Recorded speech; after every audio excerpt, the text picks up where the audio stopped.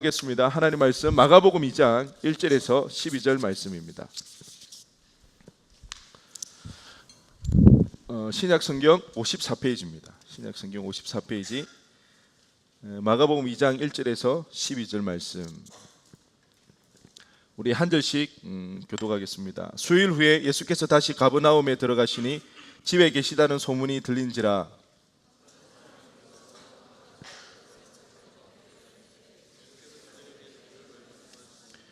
사람들이 한 중풍병자를 네 사람에 메워 가지고 예수께로 올세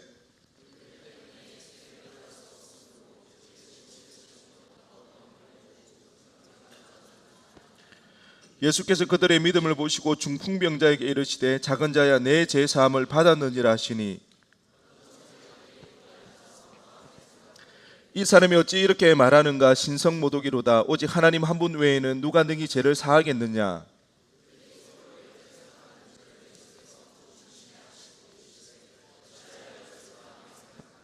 중풍병자에게 내 죄 사함을 받았느니라 하는 말과 일어나 내 상을 가지고 걸어가라 하는 말 중에서 어느 것이 쉽겠느냐.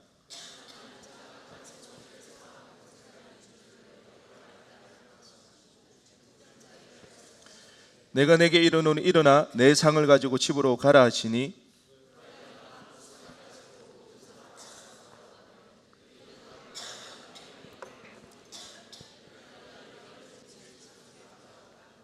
아멘. 이 말씀을 가지고 살아있는 화석이라는 제목으로 은혜 나누기를 원하는데, 여러분 혹시 화석은 뭔지 알죠? 화석. 살아있는 화석은 말이 되나요? 관심 없죠. 우리 지질하게 관심이 없으니까. 화석은 원래 죽은 생물이 이제 이게 흔적을 남기는 거죠. 돌이나 그런 부분에.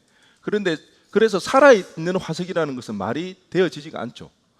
그런데 이미 이 지구상에 멸종된 생물체라고 했는데, 그래서 화석으로 인해서 그 존재 여부를 우리가 알고 있었는데 어느 날 보니까 이게 아직까지 생존해 있더라는 겁니다. 그래서 사람들은 그것을 일명 살아있는 화석이라고 그렇게 불렀습니다. 제가 그 살아있는 화석 그림을 몇 가지 준비했는데요. 한번 보실까요? 네. 이게 뭔 것 같이 보이나요? 이거 바다에 사는 물고기 종류. 네. 벽돌 같죠? 네. 클릭 한번 해주세요. 이름이 뭐라고요? 네, 바다나리라는 건데, 여러분 혹시 해삼, 성게 이런 거 좋아하세요? 회 좋아하시는 분들이 이런 거 좋아하잖아요. 그런 같은 종류 극피 동물이라고 해요. 근데 이게 진짜 바다 밑바닥에서 기어다닌대요. 저기 기어다니면서 나름 입도 있고요, 항문도 가지고 있답니다. 저래도 저게 물고기 종류라고 말하고 있어요. 그 다음 그림 한번 볼까요? 이게 이름은 한번 넘겨주세요. 뭐라고요? 이름이? 투구개입니다. 투구개. 왜 투구개인지 모르겠지만, 그런데 참 재미있는 것은 이 투구개는요 천적이 없다고 그럽니다. 그 말은 겁날 게 없다는 거죠. 그래서 아무도 자기를 건들 수가 없습니다. 태국에서는 이 투구개를 가지고 요리를 해 먹는다고 해요. 또 한 가지 이 투구개가 사용되어지는 데가 있는데, 의료용으로 사용되어지는데 지금 연구를 하고 있답니다. 보통 우리의 피 색깔은 무슨 색이죠? 근데 이 투구개는 피 색깔이 파란색이래요. 파란색이라서 연구를 하는 게 아니라 반응 체계가 달라가지고 우리 사람의 피와 반응 체계가 다르대요. 그래서 이 투구개의 그 혈액은 어떠한 체계를 가지고 있는지 그것을 연구를 한다고 합니다. 그 다음 그림 볼까요? 좀 신기하게 생기지 않았습니까? 혹시 생각나는 거 있지 않아요? 좀 닮은 거. 예? 피망? 뭐라고요? 해마. 해마가 좀 닮았네요. 이 다음 그림 한번 보여주세요. 뭐라고요? 앵무조개입니다. 이게 암모나이트, 혹시 암모나이트하고 좀 닮지 않았나요? 암모나이트하고 친척 관계라고 그럽니다. 그런데 저 껍데기가 굉장히 특이하게 생겨가지고 사람들이 또 포획을 한다고 그럽니다. 저 껍데기 많이 가지려고. 하여튼 신기한 거 있으면 가지려고 하는 거는 본성인 것 같아요. 마지막 그림 한번 보여주세요. 혹시 이거 보신 적 있나요? 문어같이 생겼죠? 그런데 또 뭐도 보입니까? 예? 오징어도 보이죠? 예, 이거 이름 한번 보여주세요. 예, 흡혈 오징어입니다. 이 그림을 보면 오징어랑 문어가 같이 혼합되어져 있대요. 그래가지고 굉장히 이 흡혈 오징어는 심해에 살고 있다고 그래요. 그래가지고 죽은 사체가 떠내려오면 그걸 먹고 살아간다고 합니다. 그래서 이 네 가지 바다나리, 투구개, 앵무족의 흡혈 오징어는 화석으로만 존재하고 이미 이 지구상에 존재하지 않는다고 했는데 보니까 여전히 지금도 생존해 있고 살아 있는 거죠. 그래서 이를 흔히 우리는 그 살아있는 화석이라고 그렇게 이야기합니다. 제가 오늘 왜 이렇게 살아있는 화석이라고 이야기를 하는가? 우리의 신앙이, 우리의 믿음이 이와 유사하다는 거죠. 왜? 오늘을 살아가는 이 시대에서 이 믿음에 대해서 다들 어떻게 반응을 보이나요? 회의적인 반응을 보이잖아요. 나중에 우리가 조금 더 살펴보겠지만 이 신앙이라는 것을 이야기할 때 사람들은 무지하게, 미개하게 그렇게 취급을 하더라는 거죠. 그러니까 마치 옛 선조들의 유물 정도로만 무지한 선조들이 몰라서 그 신에게 도움을 구하고 신앙생활을 한 것처럼 요즘은 다들 여긴다는 거죠. 이미 그 유물로만 존재해 있는 게 믿음이 아닌가, 신앙이 아닌가. 그러다 보니까 우리가 한 주간 세상에서 살아오다 보면 예배 시간이 굉장히 어색할 수가 있다는 거죠. 왜? 세상에서는 이런 논리가 먹혀들지가 않으니까, 신에 대한 이런 믿음에 대한 부분들이 없으니까. 그러면 과연 우리의 믿음이라는 것이, 신앙이라는 것이 그렇게 화석으로만 존재하는 옛 유물 정도로만 우리가 여겨야 될 것인가? 아니면 정말 우리 신앙이 실제하는가? 우리가 그 부분을 한번 살펴보기를 원하는데요. 오늘 본문을 보니까 예수님이 가버나움에 들어가셨다고 나오고 있습니다. 예수님이 몇 살까지 사셨나요? 33이죠. 그래서 예수님의 행적을 가장 간단하게 우리가 정리해 볼 수 있는 방법은 예수님의 장소에 따라서, 예수님이 어디에 계시는지 그 장소에 따라서 예수님의 행적을 살펴보면 예수님의 일대기를 가장 쉽게 우리가 구분 지을 수가 있어요. 지도 한번 보여주시겠어요? 보이시나요? 여러분, 예수님이 어디에서 태어나셨나요? 예, 베들레헴 보이시죠? 뭔가 딱 눌려가지고 해야 되는데. 예, 베들레헴에 태어났어요. 그런데 베들레헴에 태어나서 자라나기는 어디에서 자라나셨어요?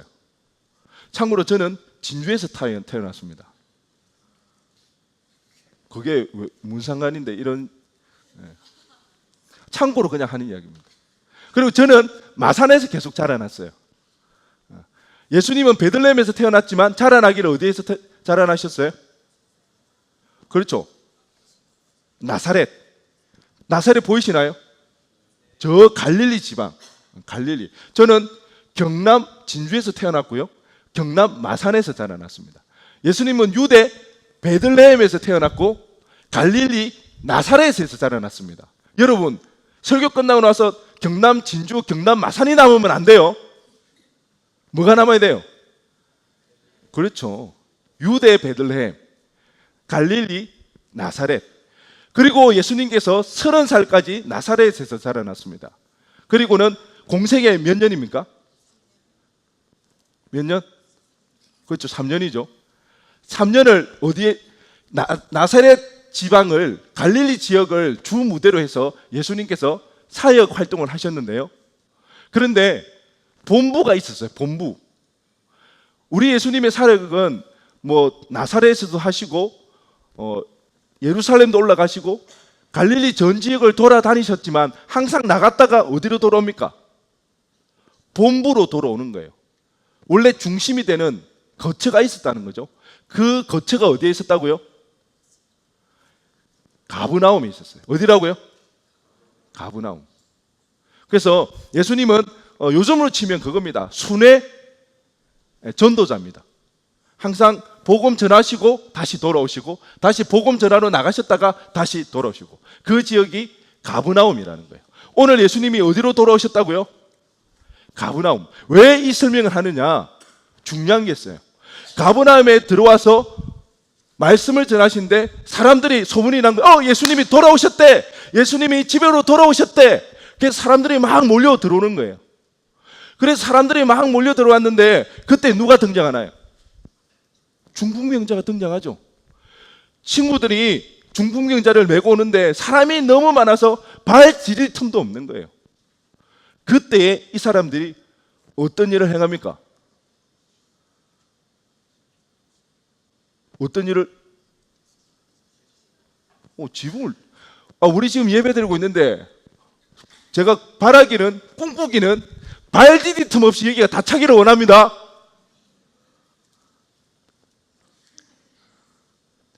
목사님 꿈 크시네요. 이런 표정을 짓기도 하는데 그런 상황이에요. 들어올 수가 없는 거예요. 근데 갑자기 여기서 뭐가 지금 떨어지는 거예요? 흙무더기가 떨어지면 갑자기 여기 사람이 내려오는 거예요. 그런 상황이라는 거예요. 그런데 이 가버나움 이 집은 중요한 것은 그거예요. 항상 예수님의 거처 본부가 어디라고 그랬어요? 가버나움이라 했어요. 그러면 이 집으로 돌아왔다고 그러면 이 집은 누구 집이라는 거예요? 누구 집? 네. 예수님의 집이라는 거예요. 우리 2층 가지장 중에 한 명이 얼마 전에 차를 하나 샀습니다. 차를 샀는데요. 저한테 이제 기도 좀 해달라고 이제 차를 가지고 와서 타봤는데요. 너무 좋더라고요. 한번 운전을 해보고 싶었는데 차마 제가 말은 못 꺼냈어요. 시험 들까봐. 그런데 그 친구가 차를 사고 얼마 안 돼가지고 주차를 하다가 백미러를 부서뜨려 버렸대요. 이 이야기하면 지금도 듣고 있으면 막 되게 화가 날 거예요. 막 그 생각 또 나게 했다면서. 그 정도로 귀하게 여기는 물건, 좋아하는 물건에 상처가 있거나 기스가 나면 마음이 아프죠. 그날 밤에 잠을 제대로 못 잤다더라고요. 자꾸 그 생각이 나가지고. 근데 이 집이 누구 집이라고요? 예수님 집이에요. 무식하면 뭐하다고? 용감하다고. 그 지붕을 뚫을 생각을. 저는 이 말씀을 보면서 드는 생각이 궁금한 점이 하나 있었어요. 예수님의 표정이 어땠을까? 여러분 예수님의 표정이 어땠을 것 같나요? 예수님 자기 집이에요. 근데 구멍을 내놨어요. 여러분 집이 아니라고 그렇게 무관심하게 그렇게 생각하면 안 돼요. 여러분 물건에 구멍을 냈다고 생각해 보세요. 예수님께서 베드로가 주님 7번까지 용서하면 됩니까? 그랬을 때 예수님은 아니 70번이라도 7번까지 용서해야 된다 그렇게 말씀하셨거든요. 예수님의 집에 구멍을 냈을 때 예수님의 얼굴이 막 너무 이렇게 부글부글 올라오는데 이것들은 뭐야? 미친 거야? 그렇지만 그것을 입술을 깨물어가면서 참는 그런 표정이었는지 되게 궁금해지더라고요. 그런데요, 제가 말씀을 잘 살펴보니까 예수님이 그렇게 화를 내는 모습이 아니더라는 거죠. 오히려 예수님은 너무 흡족해 하시는 것 같아요. 뭐라고요? 흡족해 하시는 거예요. 예수님의 집에 지붕에 구멍이 나는데도 불구하고 예수님은 그런 마음을 가지시는 것 같아요. 흡족해 하면서 그 친구들을 보면서 이것 봐라 제법인데? 그런 마음을 가지셨던 것 같아요. 왜요? 그 친구들을 바라보시고 예수님이 뭐라고 말씀하세요? 그들의 믿음을 보시고 그래 그 믿음 오케이 좋아 그렇게 말씀하시는 거예요. 왜요? 우리는 이 본문을 보면 중풍병자가 오고 나서 예수님에게 이 중풍병자가 어떻게 됩니까? 병고침을 받죠. 나아서 가잖아요. 그래서 우리는 다들 이 친구들의 믿음이 예수님은 병도 고치시는 분이라고 그 믿음이 예수님에게 인정받았다고 칭찬받았다고 그렇게 생각을 해요. 아니요. 예수님은 그 믿음을 칭찬하신 것이 아니라는 거예요. 오늘 우리 2절 말씀을 다시 한번 읽어보겠습니다. 2절 말씀 시작.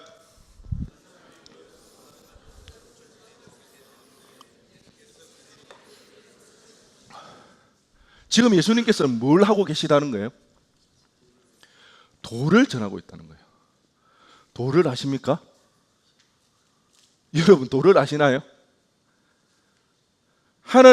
예수님께서 지금 하나님의 나라에 대해서, 복음에 대해서 이야기를 하고 있다는 거예요.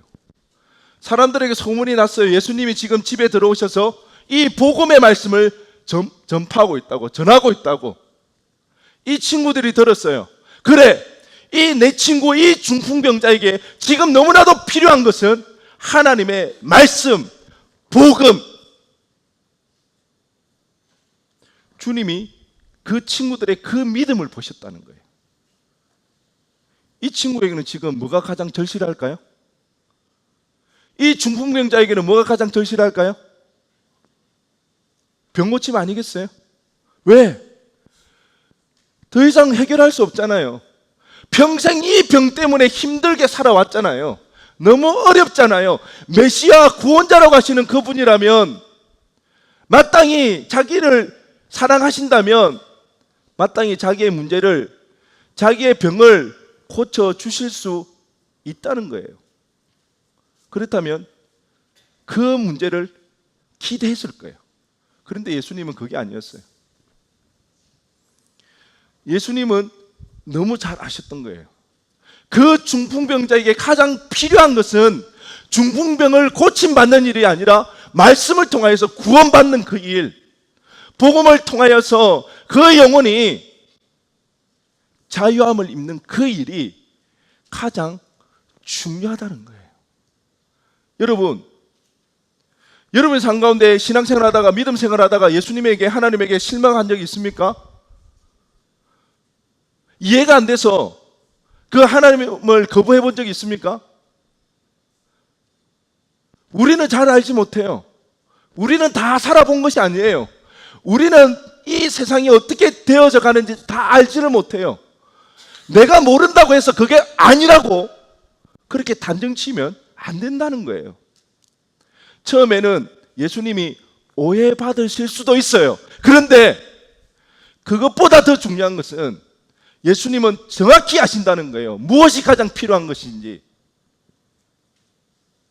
그 중풍병자에게 필요한 것은 병에서 노임을 받는 것이 아니라 제3을 받는 그 일, 죄에서 노임을 받는 그 일, 그리하여서 구원받는 그 일이 가장 중요하다는 것입니다. 여러분, 그렇지만 그 일이 결코 쉬운 일이 아니라는 거죠.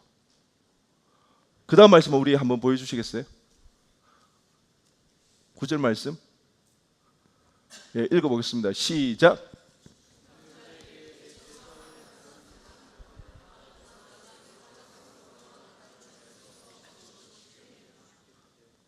사람들은 내 제3을 받았느니라, 이 말에는 너무 쉽다고 생각해요. 왜? 당장 기적 같은 일이 안 일어나니까. 그거는 아무거나 할 수 있고, 그 말은 너무나 쉽게 할 수 있다고 생각해요. 그런데 주님이 하시는 말은 아니다. 결코 쉬운 일이 아니다. 너무 어렵다. 예수님 본인에게도 이 일은 결코 쉬운 일이 아니라고 말씀하시는 거예요. 왜요? 예수님이 죄를 사하는 권세가 가지시기 위해서 예수님께서 어떤 일을 행하시나요? 무엇을 행하셔야 하나요? 얼마 있지 않아서 예수님은 무엇을 지셔야 하나요? 십자가를 지셔야 된다는 거예요. 예수님은 말로써 죄를 그냥 사해 주셨던 게 아니라는 거예요. 그 죄를 사해 주시기 위해서 예수님께서 친히 십자가 지셔야 했기 때문에,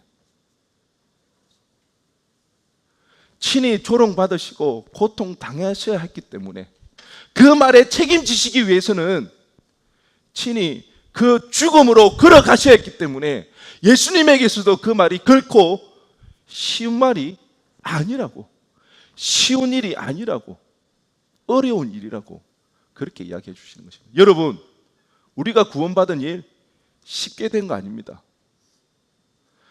우리에게 지금 당장 내가 원하는 소원이 이루어지지 않는다고 해서 내 문제가 해결되어지지 않는다 하고 사람들이 놀라며 경악하며 바라볼 만한 그런 기적적인 사건이 없다고 할지라도 이 구원의 사건이 그렇게 쉽게 이루어진 것이 결코 아니라는 사실 여러분 기억해야 합니다.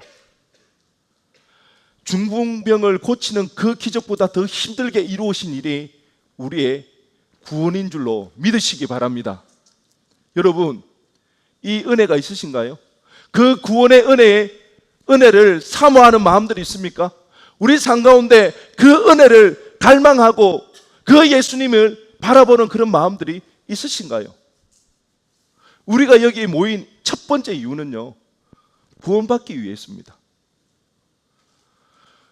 구원받기 위하여서 우리는 여기 모였습니다. 우리는 이미 구원받았지만 이 세상 가운데 여전히 그 구원의 사실을 잊어버렸기 때문에 다시 한번 이 예배를 통하여 그 사실을 회복하기 위하여서, 기억하기 위하여서 오늘 이 자리에 우리가 모인 것이라는 겁니다. 여러분, 여러분의 삶 가운데 이 은혜를 사모하시기 바랍니다. 우리를 구원해 주신 그 주님을 더욱더 바라보시기 바랍니다. 그 주님을 더욱더 구하시는 여러분 되어지기를 간절히 바랍니다. 이 은혜 없이는 우리는 결코 승리할 수 없습니다.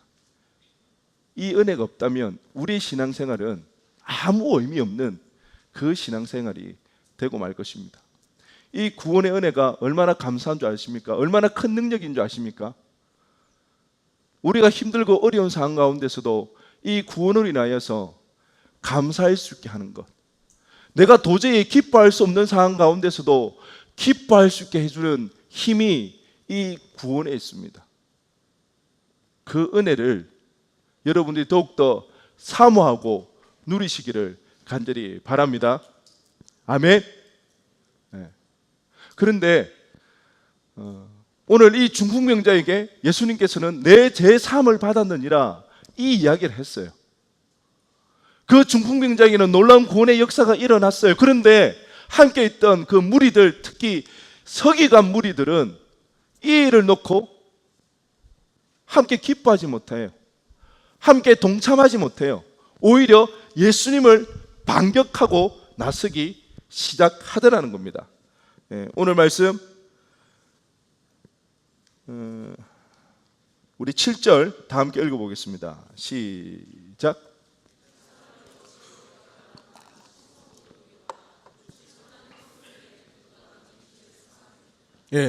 그들이 뭐라고 말했다고요? 신성모독이라고 합니다. 왜? 당시 유대 사회는 종교 사회죠. 종교 사회가 뭐냐? 유대라는 종교의 그 율법이 사회의 모든 근간이 되어집니다. 사회 질서, 도덕, 그 사람들의 가치관, 세계관, 그 모든 것들이 유대 율법에 기인하여서 만들어져 있다는 거죠. 특별히 유대교는 유일신 사상을 철저하게 믿고 있었습니다. 하나님은 오직 누구밖에 없다? 성부 하나님밖에 없다는 그 믿음 속에 있었어요. 그런데 어찌 감히 인간인 예수가 하나님 노릇을 할 수 있느냐고 그렇게 이야기를 합니다. 그래서 그들은 오히려 예수님을 반격합니다. 예수님을 대항하고 예수님을 대적하는 그 일들이 일어나죠. 그런데 오늘을 살아가는 우리들에게는 어떻습니까? 내 제3을 받았느니라, 내게 그 권세가 있느니라, 그 이야기라면 뭐라고 말할까요? 신성모독이다! 그렇게 이야기할까요? 아니요. 그런 이야기 하지 않죠. 왜? 종교사회가 아니잖아요. 지금 어떤 사회? 종교사회예요. 신이라는 존재를 부정해요. 인정하지 않아요. 그러니까 신성모독이라고 할 것까지도 없는 거예요. 그런데 내 제3을 받았느니라 그 이야기를 하면 사람들은 신성모독이 아니라 인격 모독이라 얘기입니다. 뭐라고요? 인격 모독. 왜 그런가요? 요즘은 인본주의잖아요. 무엇이 가장 중요합니까? 사람이 가장 중요합니다. 사람보다 더 높은 게 없어요. 사람보다 더 귀한 게 없어요. 그런데 감히 그 사람을 향해서 누가 죄를 운운할 수 있느냐는 거죠. 인간의 권리가 가장 중요시되는 이 사회에서 감히 나에 대해서 죄를 이야기한다고? 거부해버립니다. 제가 우리 아현성결교회 와서는 그러지는 않았는데, 제가 이전에 있던 교회에서는 제가 세가족 교육을 할 때 항상 이 죄 문제를 직접적으로 물어봅니다. 당신은 죄인입니까? 그럼 다들 어떻게 할까요? 깜짝 놀랍니다. 그러면서 도대체 이 목사님 나를 어떻게 보고, 저 죄인 아닌데요? 그들이 생각하는 죄는 무언가요? 쇠고랑을 차는 게 죄입니다. 그러니 당연히 자기들은 죄인이 아니라고 이야기를 하는 거죠. 이 사회가 그렇습니다. 오히려 제가 뺨 안 맞는 게 다행이죠. 요즘 사회에서는 죄를 대해서 이야기하게 되면 인격 모독으로 여겨집니다. 또 하나, 이성 모독입니다. 뭐라고요? 이성 모독. 왜? 요즘 우리 과학 시대를 살아가잖아요. 첨단의 시대를 살아가잖아요. 그런 시대 가운데 증명해봐. 내 앞에 보여줘봐. 증명되어지지도 않고 내 앞에 보여지지도 않는 그 신을 믿으라고 말도 안 돼. 오히려 우리를 조롱하죠. 우리를 미개인 취급합니다. 이런 과학 시대에 신에 대해서 운운하면 우리는 이성을 모독했다고 오히려 우리를 미개인 취급하고 조롱하는 그 일들이 일어나는 것입니다. 이미 이것은 예견되었던 일입니다. 여러분 잘 아시는 철학자 니체 아시죠? 니체의 가장 유명한 말이 무엇인가요? 신은 죽었다고 이야기합니다. 물론 니체가 한 말은 하나님에 대한 이야기를 하지는 않았어요. 그렇지만 이 기독교 윤리에 대해 이야기를 하는 거죠. 내세가 있다는 그 믿음, 그 연약한 믿음으로 인하여서 이 땅에서 힘들고 어려운 그 삶을 내세에 의지하면서 참아내는 그 연약함을 부정하기를 원했어요. 내세 없다. 이 땅에서 우리는 열심히 살아가야 된다. 그리고 이 땅에서 행복하게 살아가야 된다. 그래서 그가 이야기하는 초인입니다. 권력의 의지를 품은 강한 초인으로 우리가 이 땅에 살아갈 때에 우리가 행복하게 살아갈 수 있다. 내세 그 같은 소리 하지 마라. 이 땅에서 열심히 살자. 행복하게 살자. 왜 인류 지성사 가운데 니체가 가장 큰 영향력을 발휘하는 줄 아십니까? 왜 지금까지도 우리는 니체를 운운하는 줄 아십니까? 니체가 한 그 이야기가 지금 우리 사회 전반에 걸쳐서 뿌리 깊게 박혀 있다는 거예요. 사람들이 어떤 사고방식을 가지고 있나요? 어떤 가치관을 가지고 있나요? 죽음 이후 가봤냐고, 증명할 수 있냐고. 근데 왜 가보지도 못한, 아직 우리가 경험할지도 못한, 혹시 없을 수도 있는 그 세상에 매여서 살아가느냐고. 지금 오늘을, 현재를 행복하게 살아가야 된다고. 지금 우리 다들 그렇게 생각하잖아요. 조금 더 즐기면서 내 하고 싶은 대로 그렇게 살아가야 된다고. 우리는 이미 그런 문화 속에서, 그런 가치관 속에서 살아가고 있다는 거죠.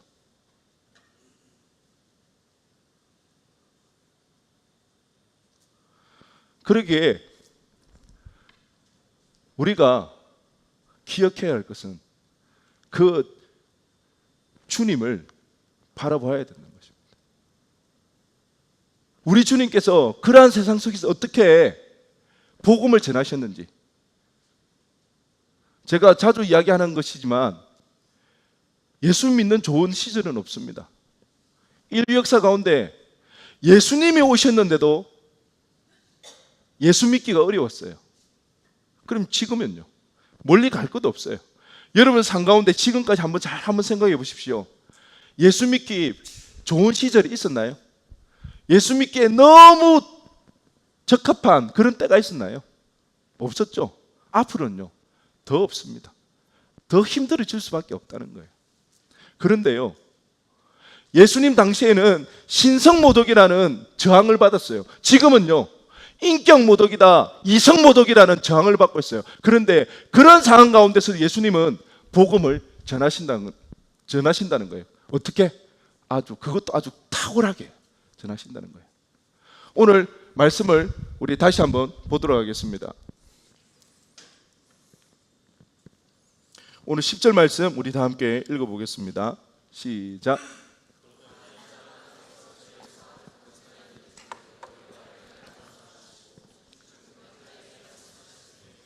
그렇죠. 예수님에게 어떤 권세가 있다는 것? 죄를 사는 권세가 예수님에게 있다는 것. 중풍병자 입장에서는 조금 섭섭할 수도 있어요. 왜? 그렇다고 중풍병자를 예수님께서는 싫어하시는 건 아니에요.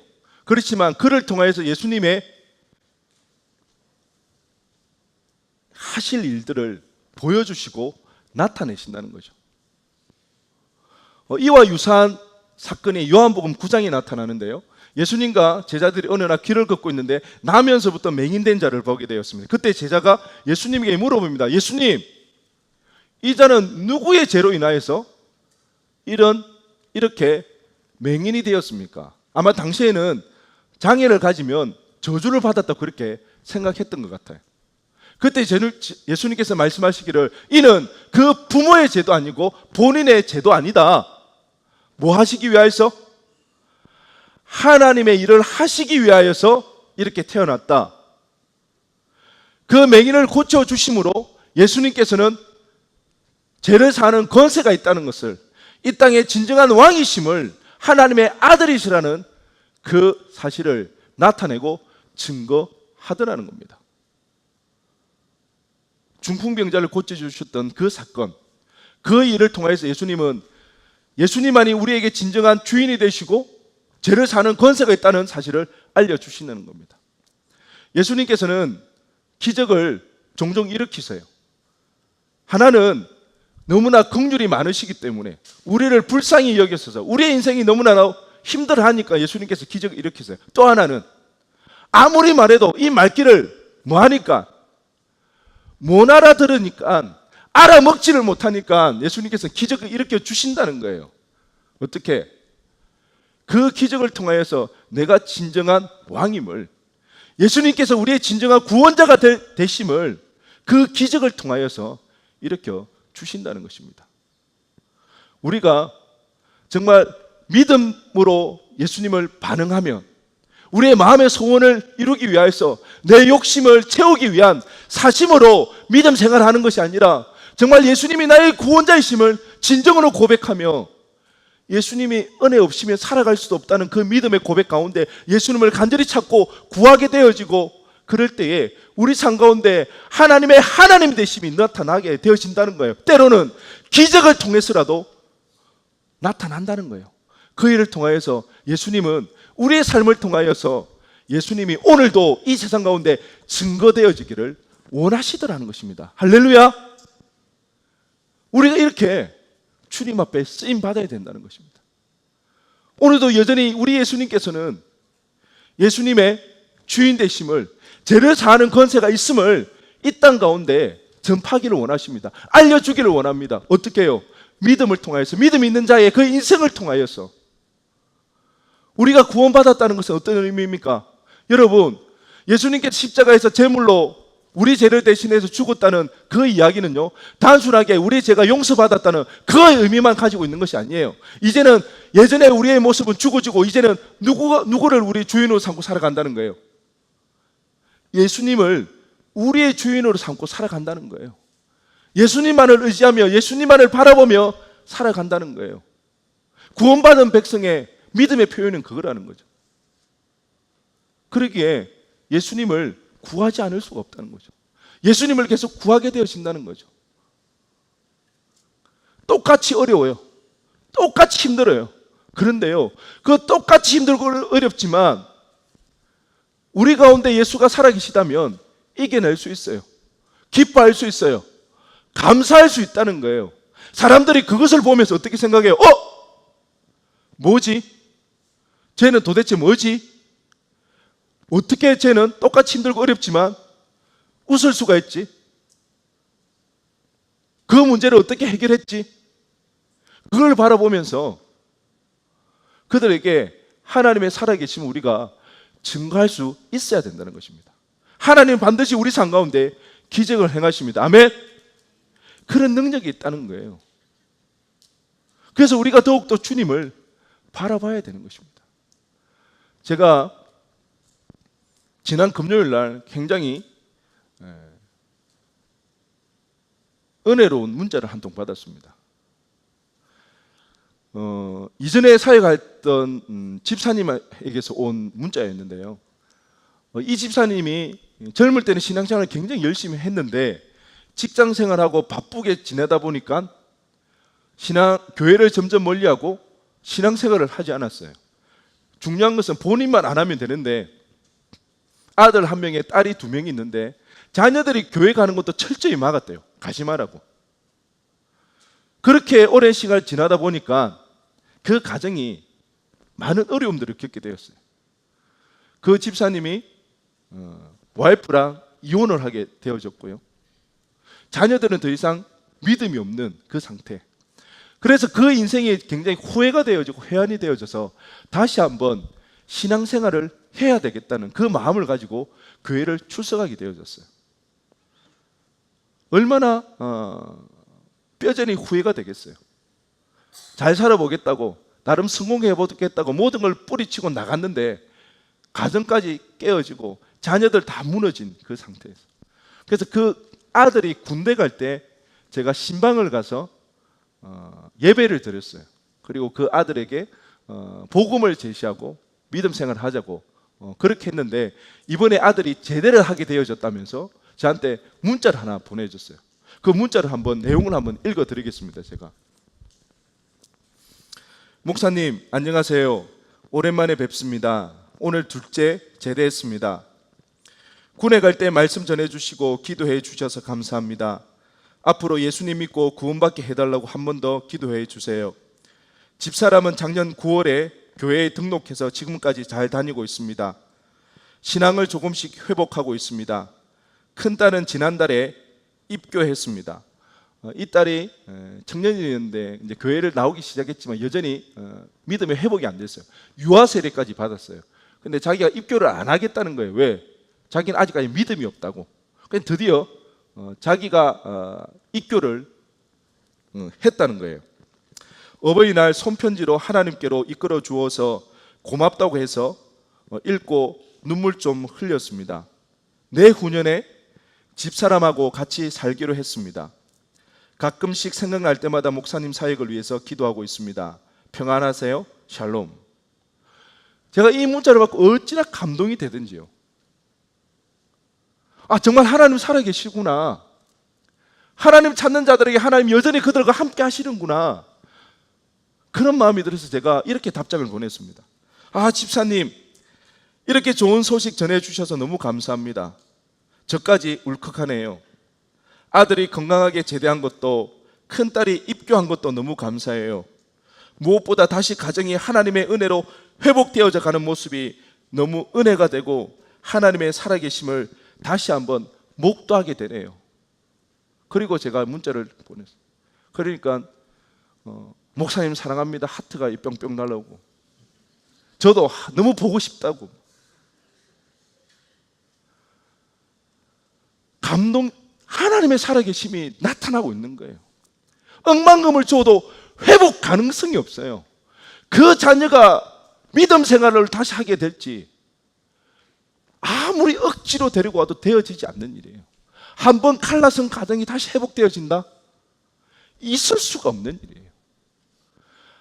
아무런 희망도 소망도 없던 그 집사님이 다시 한번 하나님 앞에 나왔더니 하나님만을 바라보았더니 2, 3년 안에 하나님의 놀라운 역사들이 일어나 회복되어지는 일들이 일어나더라는 것입니다. 이 문제를 통하여서 다시 한번 하나님의 살아계심을 목도하게 되신 것입니다. 여러분, 우리의 신앙생활, 우리의 믿음은 박물관에나 유물로 전시되어져 있는 것이 아닙니다. 우리의 믿음은 여전히 살아있고 움직인다는 이 사실을 믿으시기 바랍니다. 믿음을 가지고 주님을 찾고 주님을 구하고 주님을 바라보며 주님의 그 은혜 없이는 살아갈 수 없다는 그 믿음 가운데 언제나 주님 바라보기 위해서 발버둥 칠 때에 우리 가운데 하나님의 놀라운 기적의 역사가 일어날 줄로 믿습니다. 그리하여 우리 삶이 하나님의 하나님 되심을 증거하는 통로로 사용되어지기를 주님의 이름으로 간절히 축원드립니다.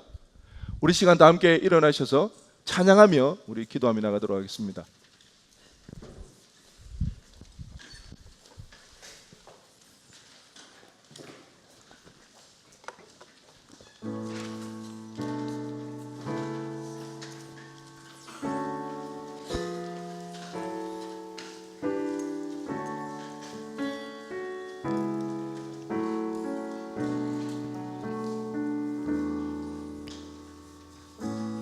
슬픈 마음 있는 자, 슬픈 마음 있는 자, 뭔가요 없는 자, 누구든지 부르시오.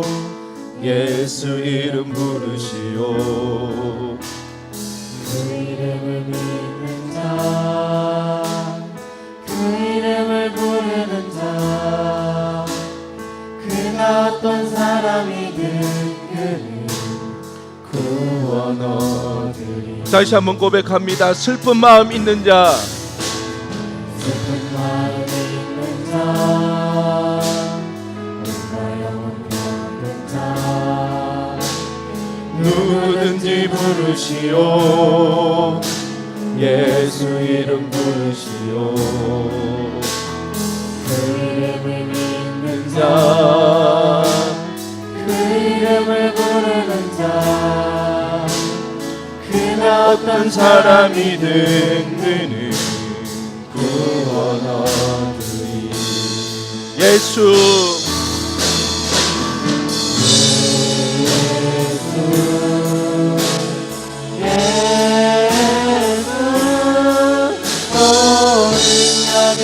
그 이름 예수, 나 외쳐 부르네.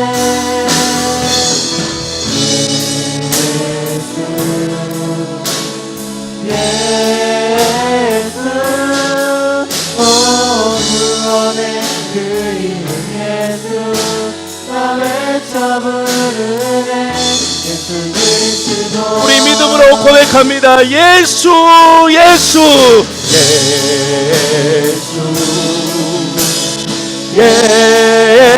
예수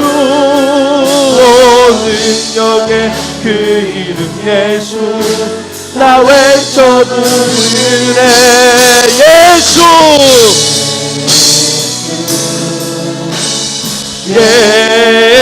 예수 구원의 그 이름 예수, 나 외쳐 부르네. 예수 그리스도.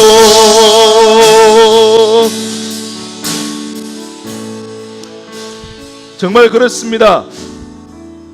이 세상은 이미 무질서하고 고통으로 점철되어져 있습니다. 예수님의 질서 없이는 결코 우리가 온전히 살아갈 수가 없습니다. 믿음으로 구원받았다는 것은 이제 더 이상 이 세상의 방법으로 내가 주인 되어 살아가는 것이 아니라 주님만이 내 인생의 주인이십니다. 주님 뜻대로 살아가겠습니다. 그 안에서 내가 행복을 찾겠습니다 라는 고백과 똑같습니다. 그러기에 우리가 해야 할 일은 그 주님을 찾는 것입니다. 주님을 구하는 것입니다. 주님의 은혜 없이는 내가 살아갈 수 없기에 주님 나를 도와주옵소서. 주님 내 삶이 내 인생이 하나님의 되심을 드러내는 통로가 되어지기를 원합니다. 우리가 이런 결단이 있어야 합니다. 우리 시간 이런 결단과 이런 마음을 가지고 이 시간 주님의 이름 한번 부르시고 간절히 기도하며 나가겠습니다. 주여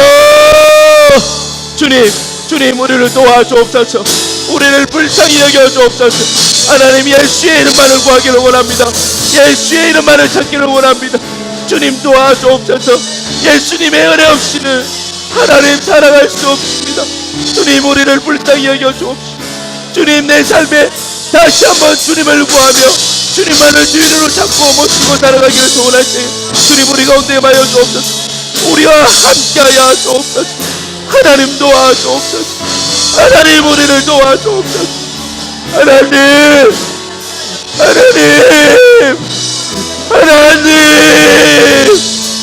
하나님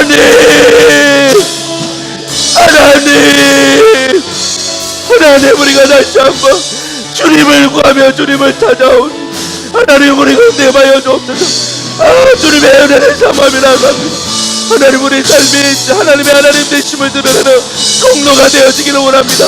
하나님, 나의 삶을 사용하여 주옵소서. 나의 인생을 통하여 하나님 영광 받아 주옵소서. 주님 도와 주옵소서.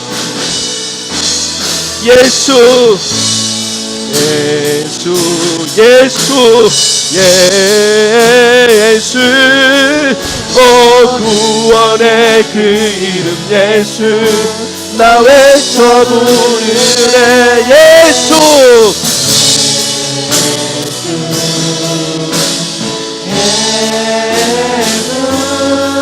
구원의 그 이름 예수, 나 외쳐 부르네. 예수 그리스도. 우리 목소리로만 믿음으로 고백합니다. 예수,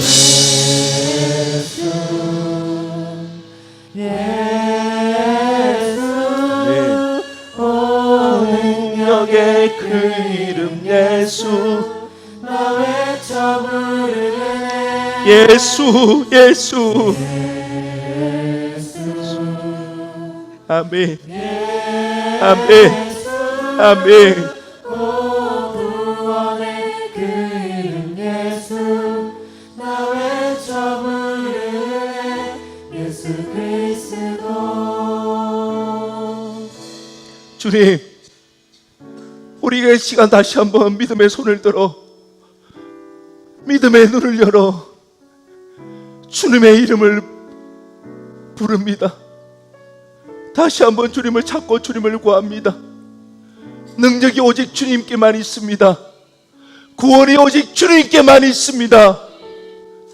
우리의 삶 속에서 주님을 찾고 주님을 구할 때에 능력의 주님으로 임하여 주옵소서.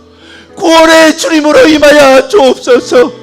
하나님, 내 평생 소원, 내 삶을 통하여 하나님의 하나님 되심이 드러나기를 소원합니다. 하나님, 나를 사용하여 주옵소서. 나의 인생을 써 주옵소서. 나로 통하여 하나님의 하나님 되심이 이 땅 가운데 증거되어지게 하여 주옵소서. 하나님, 오늘도 믿음의 고백으로 예물 드리며 나갑니다. 이 예물 기뻐 받아 주옵시고 우리가 물질로 핍절당하지 아니하도록 하나님, 물질의 복을 허락하여 주옵소서. 물질의 노예가 되어지지 않게 하여 주옵소서. 물질을 온전히 다스리는 자 되어지게 하여 주옵소서. 혹 우리 가운데 믿음이 부족하여 여전히 11조의 예물과 주일 예물을 드리지 못하는 자들이 있나이까? 주님, 그들의 마음 가운데 은혜로 함께하여 주옵소서.